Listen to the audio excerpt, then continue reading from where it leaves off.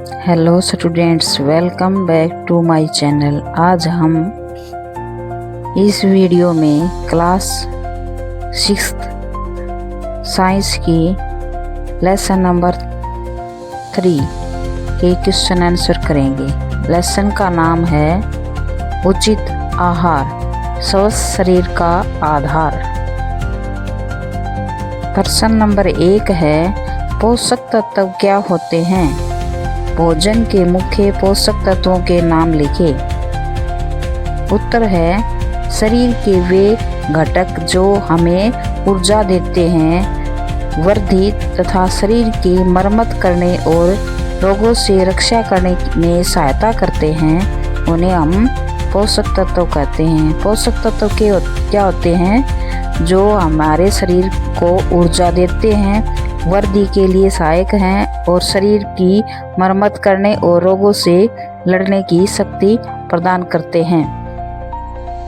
आगे है, हमारे आहार के प्रमुख पोषक तत्व हैं कार्बोहाइड्रेट, वसा, प्रोटीन, विटामिन और खनिज। जैसा कि पिक्चर में दिखाया गया है, कार्बोहाइड्रेट किससे मिलती है? वसा, खनिज, विटामिन और प्रोटीन। इसलिए भोजन में सभी पोषक तत्वों को उचित मात्रा में लेना चाहिए। कार्बोहाइड्रेट, वसा, प्रोटीन, विटामिन और खनिज। लेसन का नाम भी है उचित आहार, स्वस्थ शरीर का आधार। यदि हम उचित मात्रा में भोजन लेंगे तभी हमारा शरीर स्वस्थ रहेगा। प्रश्न नंबर 2, कार्बोहाइड्रेट क्या है? कार्बोहाइड्रेट के कुछ स्रोत लिखिए। उत्तर है, कार्बोहाइड्रेट हमारे शरीर को ऊर्जा देने वाले प्रमुख पोषक तत्व हैं। ये हमारे आहार में ऊर्जा का मुख्य स्रोत होते हैं। कार्बोहाइड्रेट कौन कौन से होते हैं? जैसे गेहूं से हमें प्राप्त होता है, चावल से, मक्का से, आलू, शकरकंद, केला, अनानास और आम से हमें कार्बोहाइड्रेट प्राप्त होता है। और ये किस काम आता है? यह हमारे शरीर को ऊर्जा प्रदान करता है। यह हमारे आहार में ऊर्जा का मुख्य स्रोत होते हैं। प्रश्न नंबर 3, हमारे आहार में प्रोटीन के महत्व पर 2 बिंदु लिखिए। प्रोटीन के बारे में बताना है। उत्तर है, प्रोटीन हमारे शरीर की वृद्धि और मरम्मत में सहायक होते हैं। नंबर 2 है, मांसपेशियां बनाने एवं उनके रखरखाव के लिए प्रोटीन की आवश्यकता होती है। तो पहला पॉइंट है, ये प्रोटीन है ना, हमारे शरीर की वृद्धि और मरम्मत के लिए आवश्यक है। शरीर की मरम्मत करता है और वृद्धि के लिए आवश्यक है प्रोटीन की मात्रा। और दूसरा पॉइंट है, मांसपेशियां बनाने और उनके रखरखाव के लिए भी प्रोटीन की आवश्यकता होती है। और प्रोटीन के कुछ स्रोत दे रखे हैं। दालों से प्रोटीन मिलता है, चना, दूध, पनीर, अंडे, मांस, मछली और मेवे, इनसे हमें प्रोटीन की मात्रा प्राप्त होती है। प्रश्न नंबर 4, यद्यपि जल कोई पोषक तत्व प्रदान नहीं करता, परंतु यह भोजन का एक महत्वपूर्ण घटक है। वर्णन करें। जल से हमें कोई भी पोषक तत्व प्रदान नहीं होता, लेकिन यह फिर भी हमारे लिए बहुत जरूरी है। तो ऐसा क्यों है? वर्णन करें। उत्तर है, यह भोजन में आवश्यक पोषक तत्वों को अवशोषित करके मतलब ग्रहण करने में सहायता करता है। दूसरा पॉइंट है, यह पसीने तथा मूत्र के रूप में अवशिष्ट पदार्थों, जो बेकार पदार्थ होते हैं, उनको शरीर से बाहर निकालता है। जैसा कि पिक्चर में दिखाया गया है, नंबर 1 पॉइंट लिख रखा है, यह भोजन में आवश्यक पोषक तत्वों को अवशोषित करने में सहायता करता है। भोजन में जो आवश्यक पोषक तत्व होते हैं वो शरीर के अंदर सोख लेता है मतलब शरीर के अंदर घुल मिल जाते हैं। दूसरा पॉइंट है, यह पसीने तथा मूत्र के रूप में अवशिष्ट पदार्थों को शरीर से बाहर निकाल देता है। प्रश्न नंबर 5, हमें विटामिनों की आवश्यकता क्यों होती है? उत्तर है, रोगों से बचाने में विटामिन हमारी मदद करते हैं।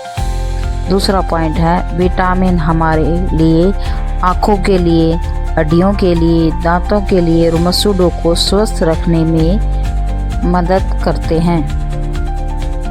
और विटामिन कितने प्रकार के होते हैं? पिक्चर में दिखा रखे हैं, ए, बी, के, ई, सी, डी और ई। ये के 2 बार लिख दिया, एक जगह पर डी आएगा। प्रश्न नंबर 6, रुक्षांश क्या हैं और ये हमारे शरीर के लिए क्यों आवश्यक हैं? तो रुक्षांश होते क्या हैं? उत्तर है, रुक्षांश एक आहारीय रेशा है।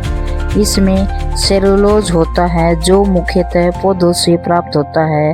ताज़ा फल और सब्जियां रुक्षांश के प्रमुख स्रोत होते हैं। जब हम कच्ची सब्जियां और फलों को खाते हैं तो वो जो छिलका होता है उसे हम रुक्षांश कहते हैं। महत्व, रुक्षांश के क्या महत्व हैं? यह हमारे शरीर को अनपचे आहार से छुटकारा दिलाने में मदद करता है, मतलब भोजन की पाचन शक्ति को बढ़ाता है। पिक्चर में दिखा रखे है, रुक्षांश के प्रमुख स्रोत कौन से हैं? सब्जियां हैं, फल हैं, सलाद हैं। फायदे क्या हैं? पाचन क्रिया को सही रखता है, कब्ज की समस्या से बचाता है और आंतों को स्वस्थ रखता है, हृदय रोग और डायबिटीज के खतरे को कम करता है। ये इसके सारे फायदे या लाभ हैं। प्रश्न नंबर 7, हमारे आहार में हरी पत्तेदार सब्जियों का होना क्यों आवश्यक है? सभी क्वेश्चन बहुत ही इम्पोर्टेंट हैं। उत्तर है, हरी पत्तेदार सब्जियों से हमें आयरन मिलता है, कैल्शियम मिलता है, फास्फोरस जैसे खनिज प्राप्त होते हैं। जो हरी पत्तेदार सब्जियां होती हैं उसमें क्या क्या होता है? आयरन, कैल्शियम और फास्फोरस होता है। सेकंड नंबर है, विटामिन एवं रुक्षांश भी हमें हरी सब्जियों से मिलते हैं। देखो पिक्चर में है ना, हरी सब्जियां दे रखी है, हरी पत्तेदार सब्जियां हैं, पालक, मेथी, सरसों का साग, धनिया। और कौन कौन से खनिज हमें मिलते हैं? जो हरी पत्तेदार सब्जियां होती हैं उनमें आयरन होता है, कैल्शियम होता है, फास्फोरस होता है। और हरी पत्तेदार सब्जियों में विटामिन और रुक्षांश भी होते हैं। विटामिन कौन कौन से हैं? ए, सी और के, जो हमारे आँखों के लिए, त्वचा के लिए और रोगों से बचाव व हड्डियों के लिए उपयोगी हैं। और रुक्षांश भी होते हैं। रुक्षांश क्या करते हैं? पाचन क्रिया को ठीक रखते हैं और कब्ज से हमें बचाते हैं। प्रश्न नंबर 8, काटने अथवा छिलका उतारने के बाद हमें फलों और सब्जियों को धोना नहीं चाहिए, कारण बताइए। उत्तर है, यदि फलों और सब्जियों को काटने व छिलका उतारने के बाद धोया जाता है तो उनमें से कुछ विटामिन और खनिजों की हानि हो सकती है। इसलिए हमें सब्जी काटने के बाद उन्हें धोना नहीं चाहिए। उसे पहले धो सकते हैं, उसके बाद नहीं धोना चाहिए। क्यों? काटने या छिलका उतारने के बाद धोने से विटामिन और खनिज पानी में घुलकर नष्ट हो सकते हैं। इसलिए हमें सब्जियों को पहले धो सकते हैं, उसके बाद नहीं धोना चाहिए। यदि उसके बाद धोएंगे तो विटामिन और खनिज पानी में घुलकर नष्ट हो सकते हैं। जैसा कि पिक्चर में दिखाया गया है, सब्जियों को काटने से पहले धो सकते हैं। इसलिए लिख रखा है फलों या सब्जियों को काटने या छिलका उतारने के बाद नहीं धोना चाहिए ताकि उनके पोषक तत्व सुरक्षित रहें। प्रश्न नंबर 9, मोटापा का क्या कारण है? इसके कुछ हानिकारक प्रभाव लिखिए। मोटापा क्या होता है? शरीर में त्वचा के नीचे वसा का जमा होना मोटापा कहलाता है। मोटापा किस कारण से होता है? अधिक कैलोरी वाला भोजन खाने से, शारीरिक गतिविधियों की कमी, जंक फूड खाने से और अनियमित खान पान और तनाव भरा जीवन से।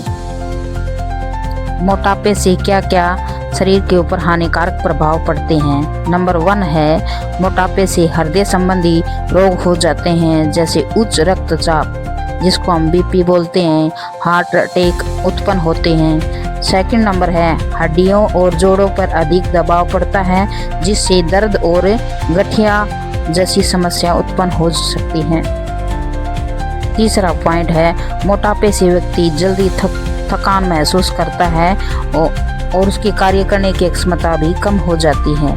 फोर्थ नंबर है इससे मधुमेह, सांस लेने में तकलीफ और अन्य कई प्रकार की बीमारियों का खतरा बढ़ जाता है। इसके क्या उपाय हैं? नियमित रूप से व्यायाम करना चाहिए, संतुलित भोजन लेना चाहिए और सही जीवन शैली को अपनाकर मोटापे पर काबू पाया जा सकता है। प्रश्न नंबर 10, भोजन पकाने के लाभ व हानियां लिखिए। उत्तर है पकाने से भोजन का स्वाद बढ़ जाता है और वह आसानी से पच भी जाता है, परंतु भोजन पकाने से कई पोषक तत्व भी नष्ट हो सकते हैं। इसके लाभ हैं, भोजन पकाने के क्या क्या लाभ हैं? नंबर 1 है पकाने से भोजन का स्वाद बढ़ जाता है। नंबर 2 है पकाने से भोजन नरम हो जाता है, जिससे यह आसानी से पच जाता है। हानियां हैं, यदि पकाते समय पानी का अधिक उपयोग किया जाए तो काफी अधिक मात्रा में खनिज तत्वों की हानि हो जाती है। भोजन में ज्यादा मात्रा में पानी डालने से खनिज तत्वों की हानि हो जाती है। सेकंड नंबर है पकाने से कई प्रकार के प्रोटीन एवं विटामिन आदि की हानि हो सकती है। इसके उपाय हैं, अतः भोजन को उचित मात्रा में पानी और सही विधि से पकाना चाहिए ताकि उसके पोषक तत्व सुरक्षित रहें और हमें पूरा लाभ मिल सके। प्रश्न नंबर 11, क्या हमें देश के विभिन्न राज्यों में खाए जाने वाले पारंपरिक आहार में विविधता दिखाई देती है? ऐसा क्यों है? क्योंकि सभी जगह अलग अलग भोजन खाया जाता है, उसके बारे में बताना है। उत्तर है हाँ, हमें देश के विभिन्न राज्यों में खाए जाने वाले पारंपरिक आहार में विविधता दिखाई देती है। ऐसा इसलिए होता है क्योंकि भारत के विभिन्न राज्यों में खाई जाने वाली खाद्य फसलों की खेती, स्वाद, प्राथमिकता, संस्कृति और परंपरा भिन्न भिन्न हो सकती है। जैसा कि पिक्चर में दिखाया गया है, पंजाब के अंदर दिखा रखे हैं मक्का की रोटी और सरसों का साग, क्योंकि वहाँ की जलवायु ऐसी है कि वहाँ पर मक्का ज़्यादा पैदा होती है, इसलिए वहाँ के लोग मक्का की रोटी बनाते हैं। गुजरात के अंदर ढोकला, थेपला, खांडवी और ऊंधियू, ये सब खान पान वहाँ की जलवायु और मिट्टी के ऊपर निर्भर करते हैं। राजस्थान के अंदर है दाल बाटी चूरमा, गट्टे की सब्जी और कढ़ी। और तमिलनाडु के अंदर दे रखे है इडली, डोसा, सांबर और पोंगल। नीचे लाइन दे रखी है भारत की भौगोलिक स्थिति, जलवायु, इतिहास, उपलब्ध संसाधन और लोगों की पसंद के कारण पारंपरिक आहार में विविधता आती है। भौगोलिक स्थिति में वहाँ का एरिया कैसा है, जलवायु कैसी है, इतिहास, हिस्ट्री के बारे में, उपलब्ध साधन कौन कौन से उपलब्ध हैं, लोगों की पसंद के कारण भी वहाँ की पारंपरिक आहार में विविधता देखने को मिलती है। प्रश्न नंबर 12, क्या कुछ ऐसे खाद्य पदार्थ हैं जो कई राज्यों में खाए जाते हैं? उत्तर है हाँ, कुछ ऐसे खाद्य पदार्थ हैं जो कई राज्यों में खाए जाते हैं। उदाहरण है गेहूं।